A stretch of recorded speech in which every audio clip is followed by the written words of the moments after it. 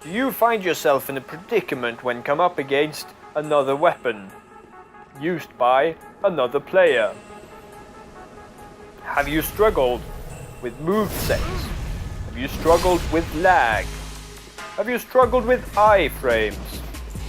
Well, worry no longer. Perseverance is here to save the day. Perseverance is a great weapon art for great players. Perseverance gives you free poise. Perseverance gives you pretty much any kind of invulnerability you would care to mention. Perseverance means you are better than anyone else. Perseverance allows you to set a parry, a Millwood Great Battle Axe, or whatever it's called.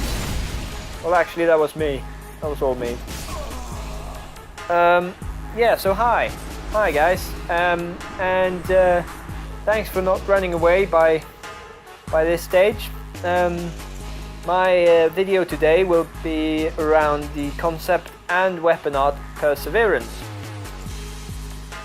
Perseverance, the weapon art, as stated above, is a very, very good weapon art for an invader. It basically gives you what an invader craves the most. It gives you flexibility to survive. It means you can hit Perseverance and you have now opened yourself up for more options. If you are under attack, you can hit Perseverance and escape. If you are under pressure, you can hit Perseverance and drink Estus. If you are under the risk of being stun locked to death, you can hit Perseverance and hit back.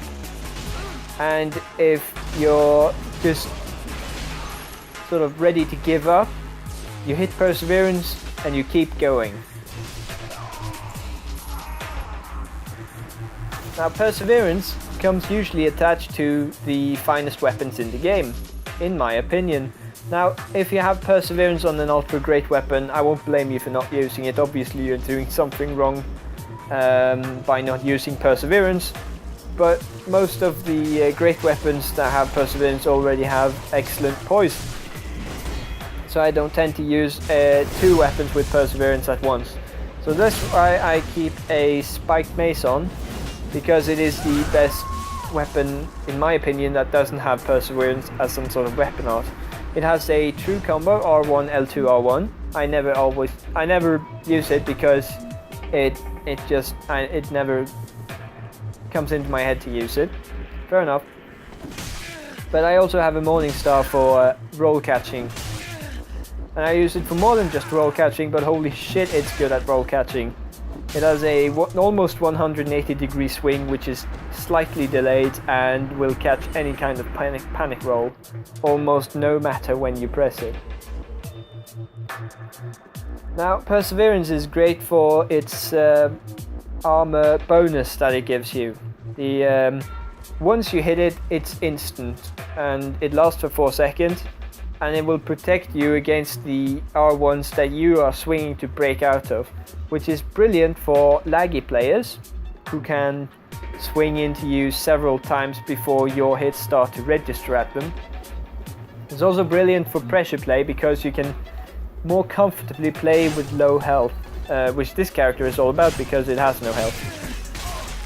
There you see the strength of the Morning Star. I could essentially have poised through that just regularly, but that would require timing and I don't care about that. So I can just persevere, survive, and go on fighting.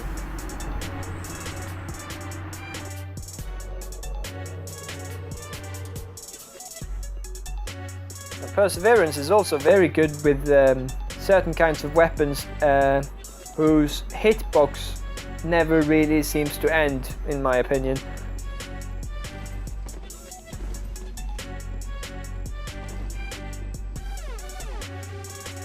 The Farron Greatsword has that sort of hitbox. I really don't like this weapon just because it makes the wielder so mobile and takes the wielder out of so much hurt without the wielder actually doing any inputs. but the Morningstar will tear him apart. So if I had been able to just fight him by myself, this would be a very one-sided fight indeed. But now he's brought in his friends, and now it's a proper sort of fight, really, I suppose. So now I'm gonna just hide in here for a little bit. I'm gonna wait for them to come to me, and then I'm gonna chain backstab them, and that was completely planned. Now I was actually planning to run around him, but it turned into a roll around backstab, and then it turned into a chain backstab because I'm a lucky player, I suppose. And now I'm just gonna, now the mage has joined, but the mage is really only effective in here, so I'm gonna hope they can come in and join me here. Unfortunately, the mage can't do much against furniture. Furniture is too OP, and they should nerf it. And also the White Phantom is suffering from a little bit lag, which you can tell by the ordinary run around backstab that I try to do on his running attack, which usually is a safe land, especially with a spear like that, but you know, not always. This guy's Farron Greatsword does some serious goddamn damage. So I'm gonna be a little bit more careful, try to respect him even though he has that sword. It's hard, I know. There you go, the Spike Mace showing some of its better uses as a very, very large piece of iron that I can use to drop on people with. Can also do 400 damage to some squishy phantoms and not hit Farron guy at all. Which is another annoyance with that weapon art. It moves too much around. I'd rather it stay in one place and be hit by my Great Mace. Now, thank God for not having iframes, because this guy just has no fucking clue what he's doing, and he gets himself caught by some sort of cum-spunk machine, and now he's dead.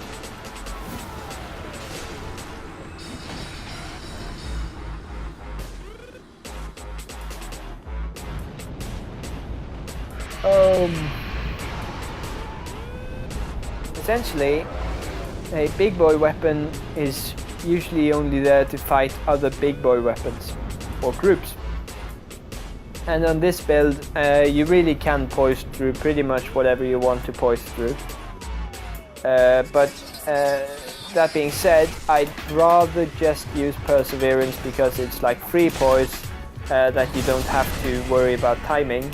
And also, it's impervious to lag, which ordinary poised hyper armor is not. Usually I come up in a situation where I can swing 2 or 3 times into a opponent, but they can swing 3 or 4 times into me before it registers.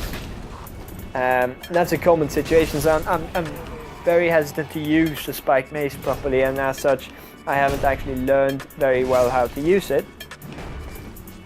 So the Morningstar is really my go-to on this build.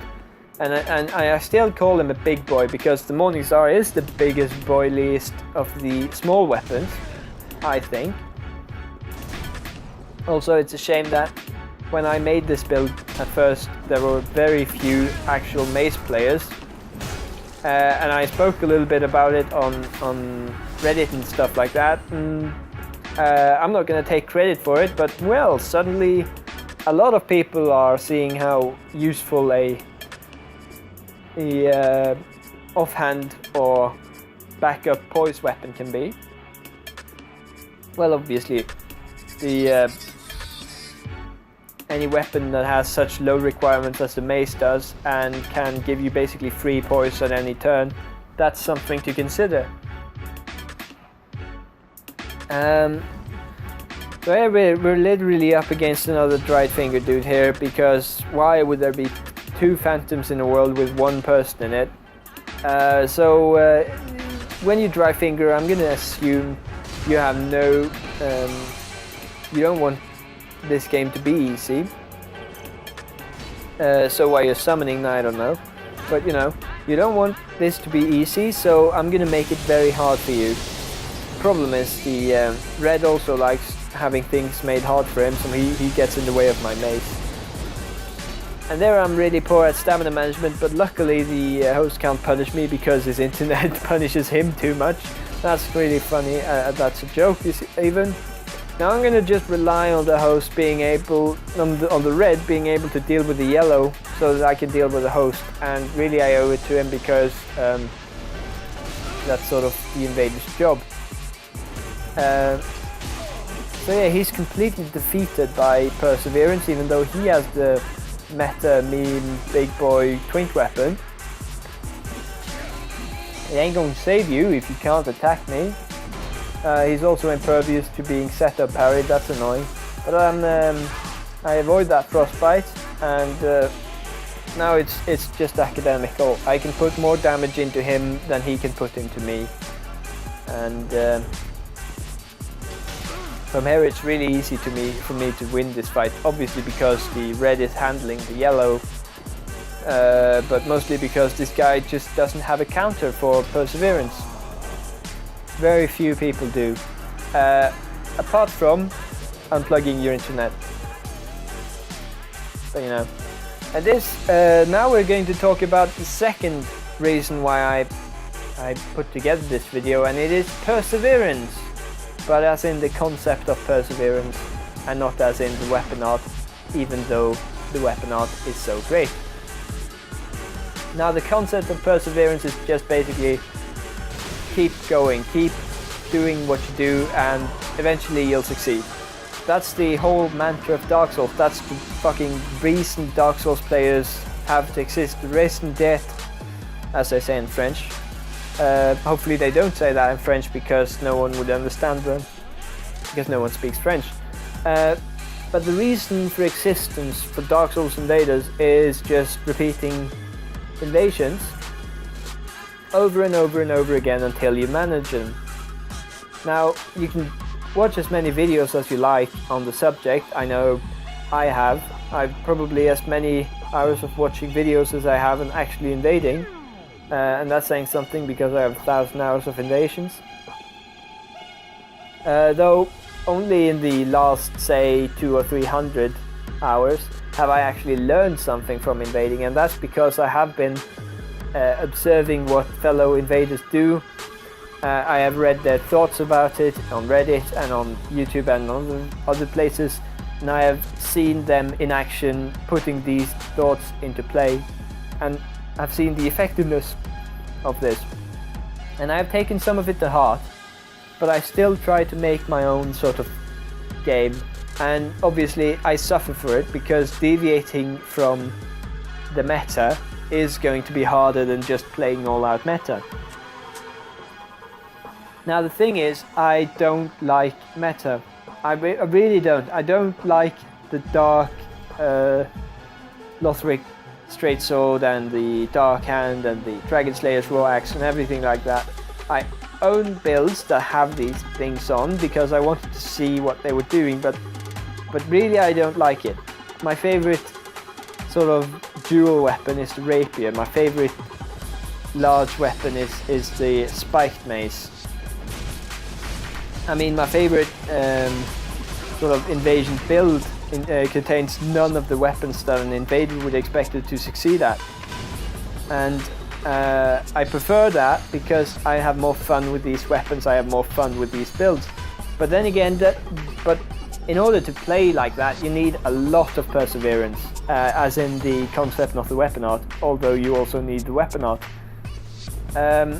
because you're gonna die a lot, and I die a lot because I usually rock not optimal builds. I usually rock silly weapon combinations or just stupid tactics because I think it's more fun to be a little bit stupid, but also because I want my thing to work for me, and usually I have to do that by force. And I have a rapier build which worked very well even in ganks, because I have just relentlessly invaded and persevered, more importantly persevered, through every sort of obstacle until I have gotten around most of it. I have counterplayed the game, and I have sort of managed to succeed in some weird way. Now, the series of invasions you have just watched me ramble over that's my sort of illustration to the point of perseverance, as in the concept, not the weapon art, although the weapon art is also very great. I invaded these guys probably 3 or 4 times in a row. Actually, not probably 3 or 4 times, but exactly 5 times.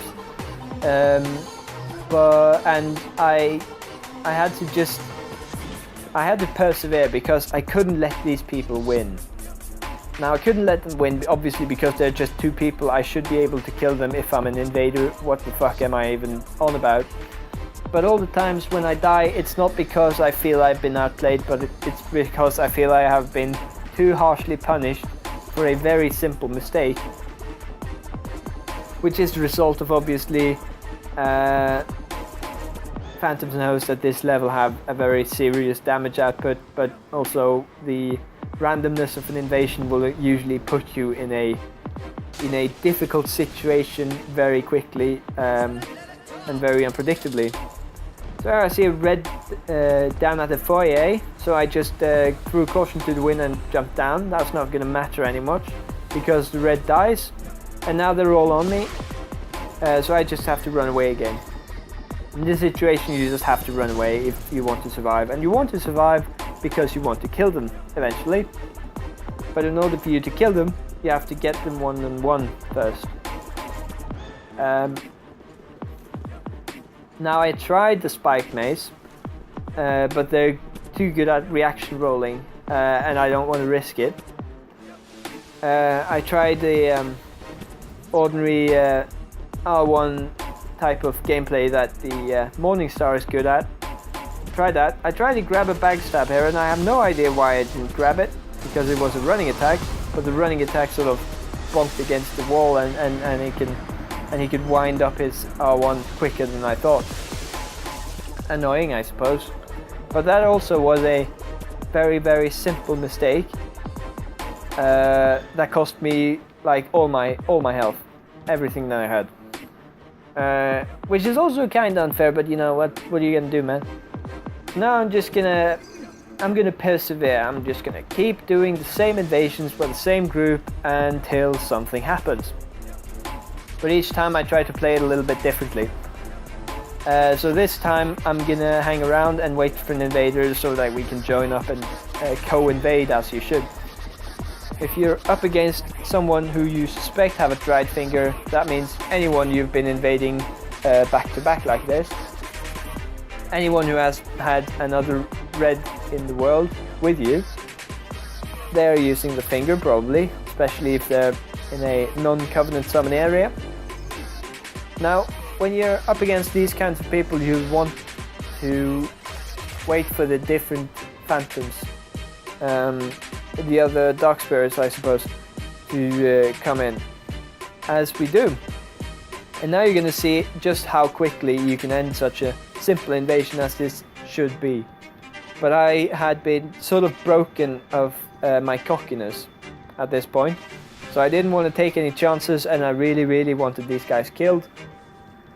And so I just went with whatever the other red wanted, and I hung around him. And the red has obviously zoned in on the host very quickly, because he just doesn't care. He just jumps right in there. Of course, gets himself punished really hard by the yellow, who is seemingly a competent player, but he's rocking that 27 vigor meta, so he's gonna have some trouble when I actually catch him, which I do. Host here also tries to go for the punish, but it was a clever punish of a punish of a punish. So he gets the chain point down, and that's it really. Thanks for watching, guys.